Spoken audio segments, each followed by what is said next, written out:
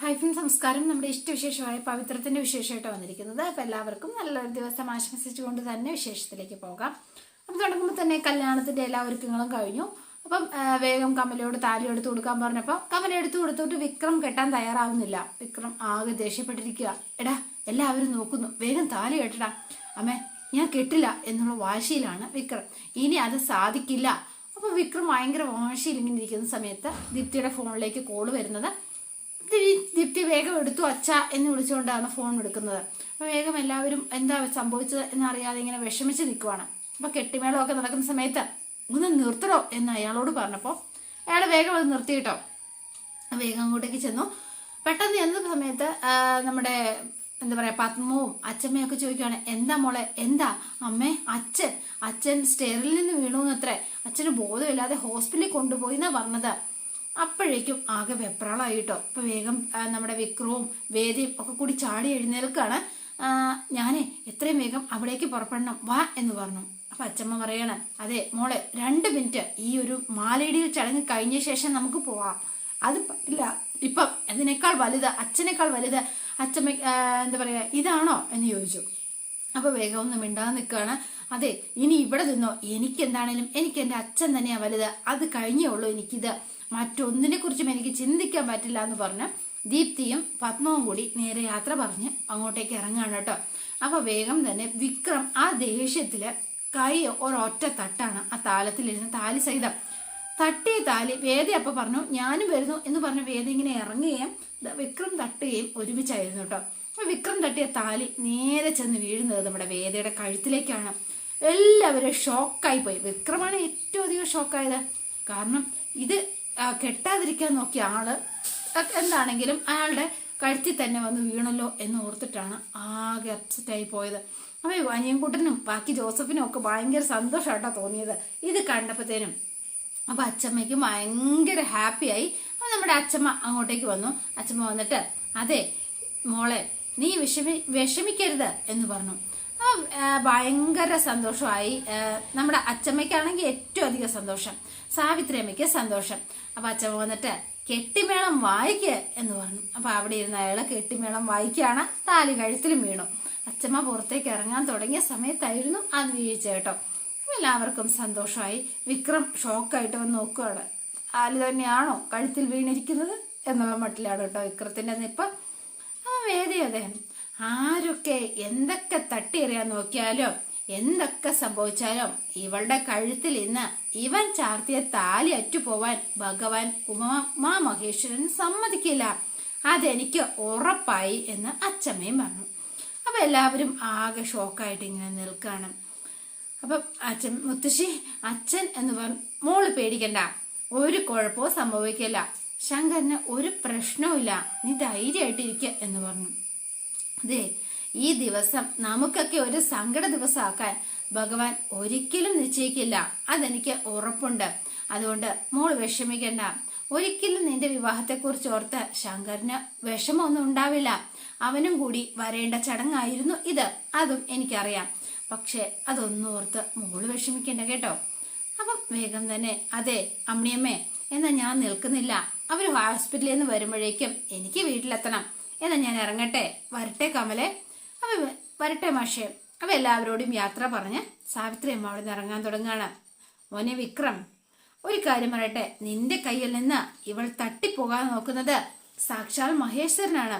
അതുകൊണ്ട് തന്നെ ആ ഒരു ഓർമ്മ എപ്പോഴും നിന്റെ മനസ്സിൽ തന്നെ വേണം, അത് കൈ വിട്ട് കളയരുത് എന്ന് പറഞ്ഞിട്ട് അച്ഛമ്മ അവിടെ നിന്ന് യാത്രയൊക്കെ പറഞ്ഞ് ഇറങ്ങിപ്പോയി. എന്നാ പിന്നെ ഇനി കഴിക്കാൻ തുടങ്ങിക്കോട്ടെ, എല്ലാം കഴിഞ്ഞ സ്ഥിതിക്ക്. അപ്പൊ എല്ലാവരെയും ഫുഡ് കഴിക്കാനൊക്കെ വിളിച്ചു. പിന്നെ കാണുന്നത് നമ്മുടെ എന്താ പറയുക രാധയുടെ വീട്ടിലാണ്. അപ്പൊ മാലതിയുണ്ട്, അയ്യപ്പൻ നായരുണ്ട്. അയ്യപ്പനാണെങ്കിലോ വെപ്രാളം പിടിച്ച് അങ്ങോട്ടും ഇങ്ങോട്ടും നടക്കുന്നു. രാധ ടെൻഷൻ അടിച്ച് പണ്ടാരടങ്ങിയ പോലെ അവിടെ. നീ ഇവിടെ ഇരുന്ന് നാടകം കടിച്ച് തുപ്പിയിട്ട് എന്താ പ്രയോജനം? അവന്റെ വീട്ടിൽ എന്ത് നടന്നാലും നിനക്കൊന്നുമില്ലാന്ന് വിചാരിച്ചാ പോരെ രാധേ? അയ്യോ അത് പോരാ, അവളുടെ കഴുത്തിൽ താലി കിട്ടിയെന്ന് അറിയാതെ എരിപുരി സഞ്ചാരം പോവില്ലല്ലോ. എന്ന് ഞാൻ പോയത് അന്വേഷിച്ചു വന്നാലോ? പോകുമ്പോ ഒരു ചോറ്റുപാത്രം കൂടി കൊണ്ടുക്കോ.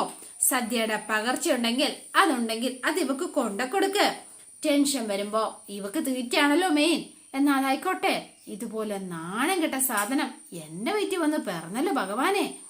എടി നീ പിന്നാലെ നടക്കുന്ന ഈ വിക്രമനുണ്ടല്ലോ, അവൻ ഒരു തീരുമാനം തന്നെയാടി. അല്ലെങ്കിൽ അവൻ എന്നെ ഒഴിവാക്കാനായിരുന്നു എന്നും താല്പര്യം. ആദ്യം അവൻ ബലം പ്രയോഗിച്ച് അവളെ താലി കെട്ടിക്കൊണ്ടുവന്നു. അങ്ങനെ അവളെ വീട്ടിൽ കൊണ്ടുവന്നു. പിന്നെ അതിനുശേഷം എന്തൊക്കെയാ സംഭവിച്ചത് നീ ഒന്ന് ഓർത്തു നോക്കരാതെ. നാട്ടുകാർക്ക് മുമ്പിൽ ബന്ധം ഉറപ്പിക്കാൻ വേണ്ടി പാർട്ടിയുടെ മീറ്റിംഗ് നടക്കുമ്പോൾ ശ്രീനി സാറിനെ കൊണ്ട് നിർബന്ധിച്ച് മാലയിടിച്ചു. അച്ഛമ്മയെ കൂട്ടിക്കൊണ്ട് വന്ന് തറവാട്ടമ്പലത്തിൽ പോയി മാലയിട്ടു. പിന്നെ അതിനുശേഷമോ രണ്ടുപേർക്കും വേണ്ടിയിട്ട് എല്ലാവർക്കും വേണ്ടിയിട്ട് കെട്ട് നടത്തിച്ചു. അതോടെയോ അവർക്ക് പെണ്ണിന്റെ വീട്ടുകാർക്ക് അക്സെപ്റ്റ് ചെയ്യാതിരിക്കാൻ പറ്റാത്ത അവസ്ഥ എത്തി. ഇപ്പൊ അവൻ രണ്ടു വീട്ടുകാർക്കും ഭയങ്കര മാന്യനായില്ലേ. ഈ വീട്ടില് തല്ലിയും തല പൊളിച്ച് നടന്നിരുന്ന ഗുണ്ടയുടെ ജീവിതത്തിൽ ഇത്രയും വലിയ ലോട്ടറി ഇനി വരാനുണ്ടോ അമ്മേ എന്ന് വിളിച്ചു. ആ ഗുണ്ടയുടെ മുന്നിലാണ് അമ്മ വലിയ കരച്ചിലുമായിട്ട് കൈകുപ്പി എന്നത്, അത് മറക്കരുത്. ആ സമയത്ത് അങ്ങനെ ചെയ്യാനാ തോന്നിയത്, അങ്ങനെ ചെയ്തു. ഈ സമയത്ത് എനിക്ക് ഇങ്ങനെ പറയാൻ തോന്നി, അതാ ഞാൻ പറഞ്ഞത് എന്ന് പറഞ്ഞു. അല്ലാതെ എല്ലാ കാലത്തും മനുഷ്യൻ ഒരേ കാര്യം നോക്കിക്കൊണ്ട് നടന്ന ഭൂമി ഇങ്ങനെ തിരിഞ്ഞുകൊണ്ടേയിരിക്കും, കാലം കടന്നു പോവുകയും ചെയ്യും. രാധേ, ഒരേ കാര്യം തന്നെ ഓർത്തോണ്ടിരിക്കുന്നവരെ നിന്നെ പോലെ താനി മണ്ടികളായിരിക്കും. അല്ല പിന്നെ അമ്മ പറഞ്ഞതിലും കാര്യമുണ്ട് മോളെ. അതെ, ഇത് അവന്റെ ഒരു അടവായിരുന്നു, അത് നീ വീണു പോയതാ. അതുകൊണ്ട് അത് വിട്ടുകളാം. നിന്നെ വേണ്ടാന്ന് വെച്ചത് വിക്രം മാത്രല്ല, ആ കുടുംബം മുഴുവനാ. അത് നിനക്ക് ഇതുവരെ മനസ്സിലായില്ലല്ലോ എന്ന് ആലോചിക്കുമ്പോഴാ എനിക്ക് നാണക്കേട്.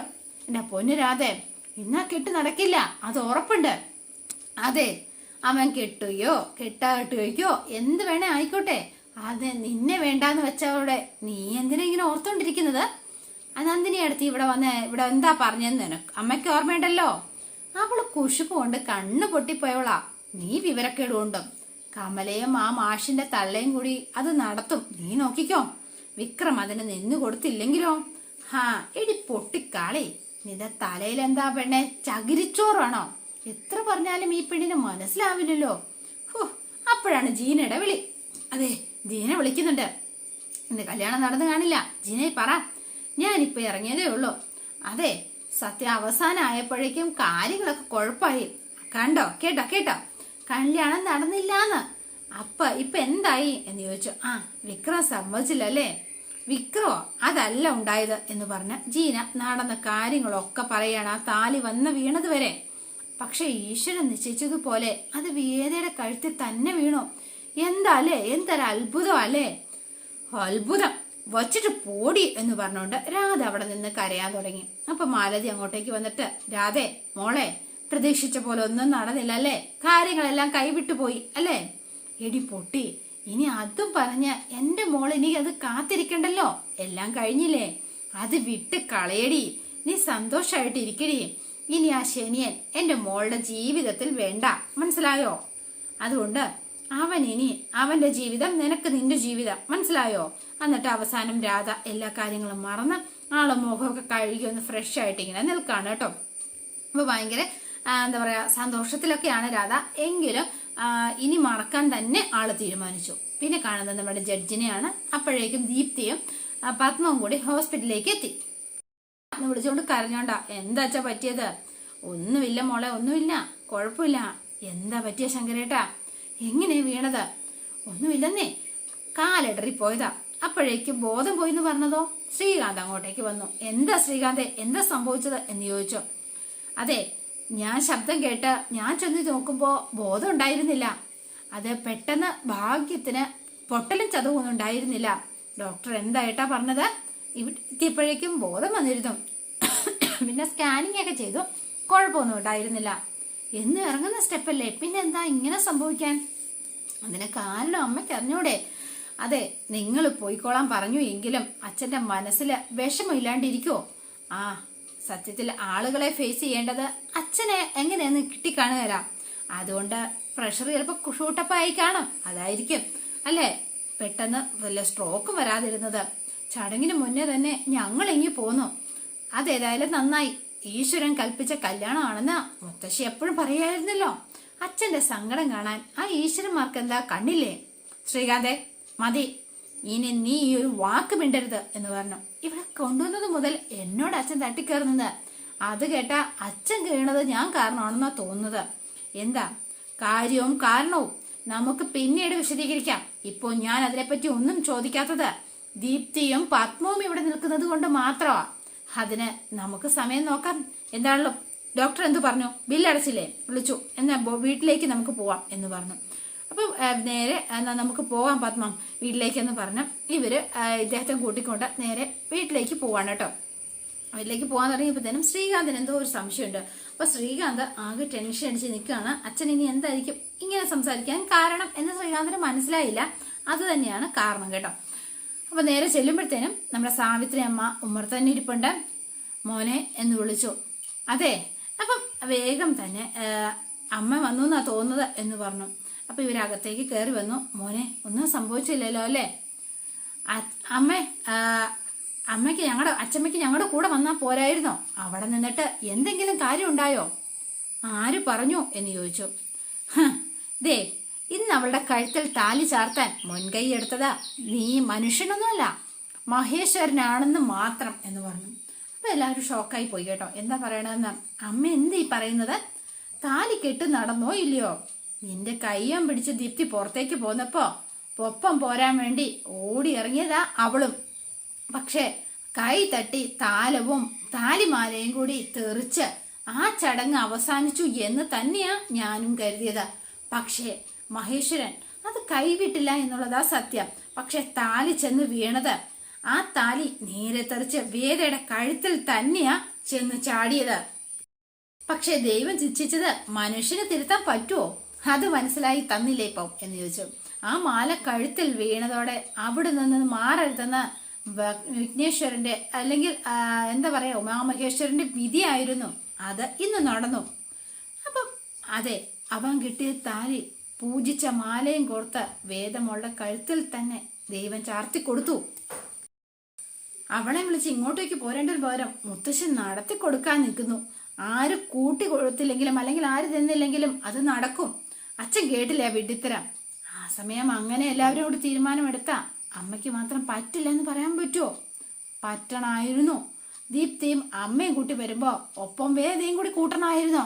അപ്പ തീർന്നേനെ എല്ലാം. എന്നിട്ട് എന്ത് ചെയ്യുമെന്നാ ചോദിച്ചത്.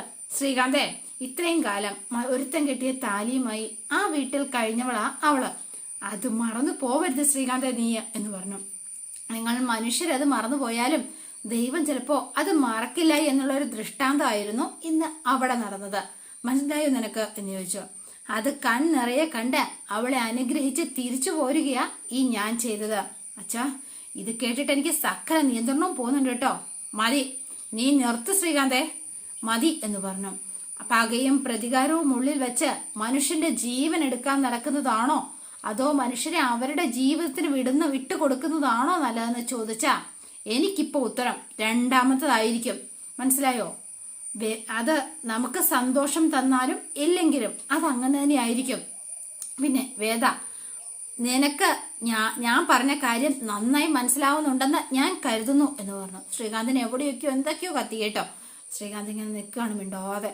ഇനി മിണ്ടിയാൽ അടി ഉറപ്പ്. അമ്മ മിണ്ടാതെ നിന്നു. വേദ ഈ വീട്ടിൽ നിന്നും നമ്മുടെ മനസ്സിലുണ്ടാക്കിയത് വലിയ മുറിവാണ്. അത് ഒരു ജീവിതകാലം മുഴുവൻ ഉണ്ടാവും എന്നുള്ളത് സത്യസന്ധമായ കാര്യം. ഒരിക്കലും ഉണങ്ങുകയുമില്ല. പക്ഷെ മനസ്സിൽ കൊണ്ടു നടക്കുമ്പോഴും ചിലപ്പോഴൊക്കെ മനുഷ്യരുടെ ചെയ്തികൾ കണ്ടില്ല എന്ന് നടിക്കാനാ ഏറ്റവും നല്ലത്. എന്റെ ജീവിതം അങ്ങനെയായി പോയി എന്ന് പറഞ്ഞു. അപ്പൊ ഈ സമയത്ത് അവളുടെ ഫോണിലേക്ക്, അതായത് ദീപ്തിയുടെ ഫോണിലേക്ക് വേദ വിളിക്കുകയാണ്. വേദ വിളിച്ചപ്പോഴത്തേനും ചേച്ചിയാ എന്ന് പറഞ്ഞുകൊണ്ട് വേഗം ഫോൺ എടുത്തു. എന്താ ചേച്ചി? അച്ഛൻ എവിടെയുണ്ട്? കൊടുക്കാം എന്ന് പറഞ്ഞു. അപ്പൊ അച്ഛന്റെ നേരെ ഫോൺ നീട്ടിയപ്പോ എനിക്കാരോടും ഒന്നും സംസാരിക്കാനില്ല എന്ന് പറഞ്ഞുകൊണ്ട് ശങ്കർ നാരായണനകത്തേക്ക് കയറിപ്പോയി. അപ്പൊ ഇത് കേട്ടപ്പോഴത്തേനും വേദയ്ക്ക് ആകെ ദേഷ്യമായി. ചേച്ചി, അച്ഛൻ വേണ്ട, നീ ഇനി ഒന്നും പറയണ്ട, ഞാൻ എല്ലാം കേട്ടു എന്ന് പറഞ്ഞ് വേദ ഫോൺ വെച്ചു.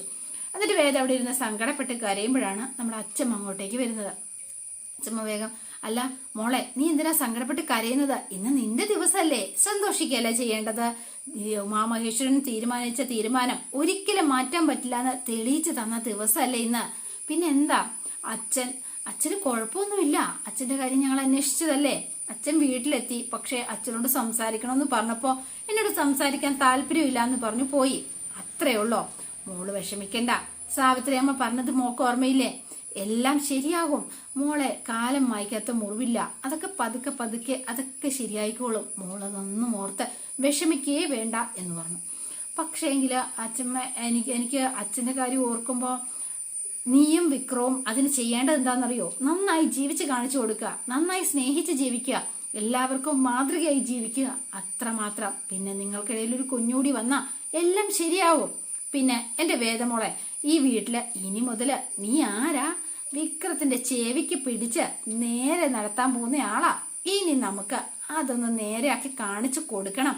അതുകൊണ്ട് എൻ്റെ വേദമോള് കരയാൻ പാടില്ല. ഈ വേദമോളെ ഇങ്ങനത്തെ അല്ല, നല്ല ബോൾഡ് ആയിട്ടിരിക്കുന്ന വേദമോളെയാ ഈ അച്ചമ്മയ്ക്ക് വേണ്ടത്. അതുകൊണ്ട് ഈ കരയുന്ന വേദമോളും സങ്കടമുള്ള വേദമോളെയൊക്കെ മാറ്റി വെച്ചേ. അപ്പൊ വേദ ആകെ പെട്ടെന്ന് സന്തോഷത്തിലായി.